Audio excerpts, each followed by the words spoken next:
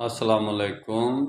جب یہ یوکرائن کا یہ جنگ شروع ہوا اس وقت میں نے منصورہ میں حافظ ادریس صاحب سے بات کی فون پر، تو ان سے کہا کہ بھئی یہ آپ جماعت اسلامی والے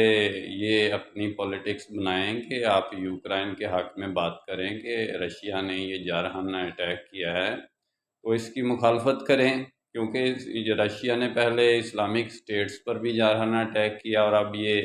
یوکرائن پہ کیا، تو آپ اس کی مخالفت۔ وہ کہتے جی آپ ایسے کریں، آپ امیر العظیم صاحب سے بات کر لیں، اپنی بات ان سے کریں اور ان سے یہ کہیں کہ یہ اس طرح کر کے یہ کام کریں۔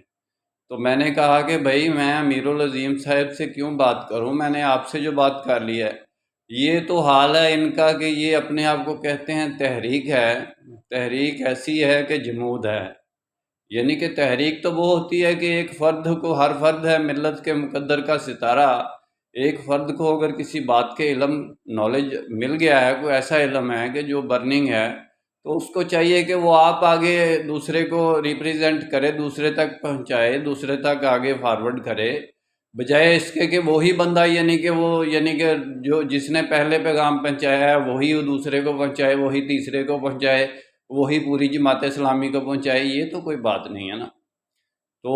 اب دیکھیں کیا حالات ہو چکے ہیں پوری ورلڈ کے، یعنی کہ یہ سوچنے پر مجبور ہو چکی ہے کہ رشیا سے بزنس بھی لوگ بہت سے کنٹری یعنی کہ قطع کر چکے ہیں،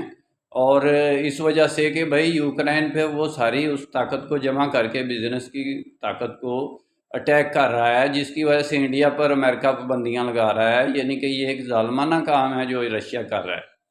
جب آپ کسی کے اوپر ظلم ہوتے کو آپ بات نہیں کریں گے تو آپ کے اوپر ظلم غزہ میں ہو رہا ہے یا فلسطین میں ہو رہا ہے یا کشمیر میں ہو رہا ہے، تو دوسرے کیا کریں گے؟ غلام قومیں چاہتی ہیں کہ ہمیں ہمارا حق ملے، دوسروں کو ان کا حق نہ دیں۔